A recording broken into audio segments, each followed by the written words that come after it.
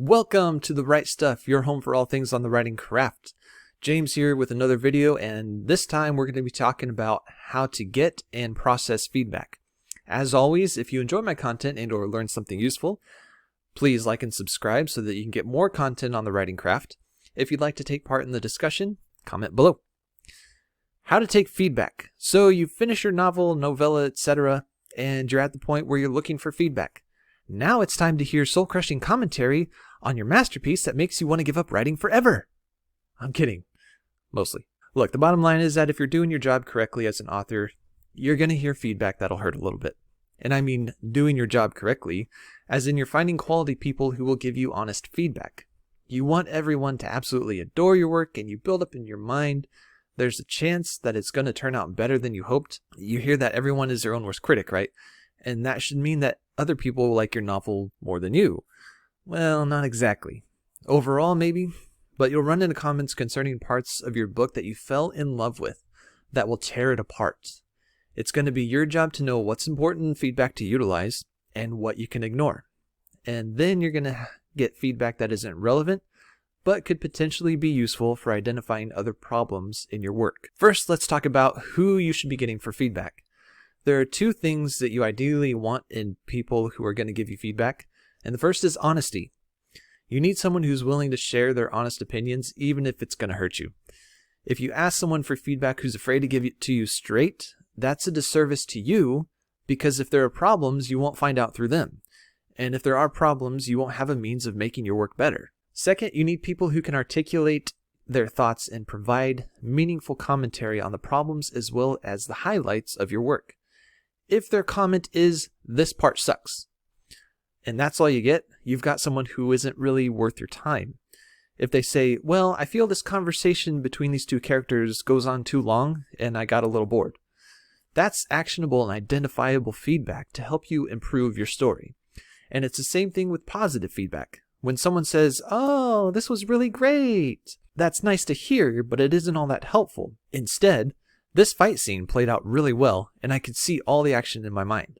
That's infinitely more helpful because you can then look at it and understand exactly what you did well. So how do you find these people? First, you do not want strangers on the internet. Randos on the internet are a total crapshoot. Even if these people are from a writing community, that's no guarantee they'll give you useful and honest feedback. Steer clear. Second, family is generally a bad idea. Family wants you to succeed, and that's great, but it makes it really hard for them to give you honest feedback about your problems. So then, who is good? You're going to want to approach someone who isn't family, or at least close family, but who you know to some degree. Writing buddies, perhaps coworkers. If you know someone in a writing community fairly well and trust their ability to offer meaningful feedback, then someone like that will work. It's also really helpful to get feedback from someone who's a fan of your genre. They'll know the tropes, story beats, expectations, and formulas, and be able to give you a more comprehensive analysis of your work. At the very least, ask someone who reads, because then you'll have someone who has a sharper eye for story structure and maybe even grammatical or spelling errors. Now, just a quick note on what kind of feedback to look for. I've heard of alpha readers, beta readers, and gamma readers. From what I've seen, these different feedback groups are used for different purposes and occur at different stages depending on who you are and how you set up the parameters for those different feedback groups. I haven't delved into that, so I'm not really the best person to comment on it. The biggest thing you should be looking for is feedback on your story or big picture ideas. Nitpicky issues such as grammar and spelling can be reserved for editors. If you can't afford an editor, I suggest rounding up a group of readers, or maybe even just a couple, who are willing to comb through your story and find those problems. Okay, you've got your readers, and now you're waiting for feedback. First, in those months, yes, expect at least 2 months, maybe more, depending on the size of your work. It's actually important to set a reasonable time window for readers, because they have lives too. You know what, I should probably just do a video on setting up a beta read. In those months leading up to receiving your feedback, you're going to have to mentally prepare. For starters, don't look at your book. Just don't even do it. You've already agonized over it and written several drafts. Looking at it during this time will only cause you to become stubborn in the parts that you like and think are great. Don't look at your book and move on to another project. Don't worry, you're not going to forget what's in there. You're not going to forget your favorite parts. But the book will kind of smooth over in your head to where your mind isn't quite so consumed with it. And it'll help you be receptive to feedback once you get it. Go write something else, go on vacation, finish that video game that you started once but haven't picked up since you died at that difficult boss. Let your mind ease into something else. I know it's hard. I've done it, but it's important. What do you do next, and how do you survive the despair of realizing your book is not as great as you hoped it would be? Let me break down a few points here. Number 1, negative comments or comments criticizing a part of your book doesn't equate to your book being bad or your readers thinking it's bad. Just because there are some or even multiple parts of your book that your readers point out as being problematic, it doesn't necessarily mean that you failed as an author or that your story isn't good enough. There may be weak points and places to improve. There's a difference. Everyone has weak points in their stories. Your goal as an author is to mitigate or outright solve those weak points as best as you can. Your beta readers are there to help with that. Take it as a learning opportunity. Number 2, feedback is almost always subjective. And remember, we're talking about big picture feedback here. Grammar and punctuation are typically black and white, though not always. And what may not work for one person might work really well for another. One of your readers might think you had too many characters in a chapter, and another might adore the fact that the chapter was just chock full of people and all the conversations that were really going on. So when you're going through all the comments and feedback from your readers, remember that just because something is mentioned, it doesn't necessarily mean that it needs to be changed. Ultimately, you have to make the decision whether the change is needed for your book. Which brings us to the next point. Number 3, a comment may not be indicative of that particular issue, but it might point to a different problem. This takes some practice and careful understanding. Just because a beta reader comments on something they didn't like, it doesn't necessarily mean that that specific area is the problem. But it could mean that there's another underlying issue somewhere else which is a cause for that comment. For instance, if you have a sentence where the reader didn't understand the context, it may not be that you didn't write the sentence clearly enough. It could point to the fact that you didn't do a good enough job setting it up or building your world in previous paragraphs or even chapters so that your reader could understand that one problematic sentence. Number 4, relish in the praise. Don't feel bad about taking the time to enjoy positive comments. Your book has things that it should be praised for. And if your beta readers are doing their job right, they will include positive comments for the things they like. Take the time to soak those in. It's good that you want to learn and improve, but if you don't absorb the positivity, you're going to become discouraged and frustrated. Number 5, if you have to explain something about your book, do it before the beta read and not after.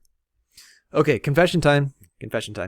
I've fallen into this before. I've made this mistake. It's hard to provide context for every issue or question the reader has for their read-through.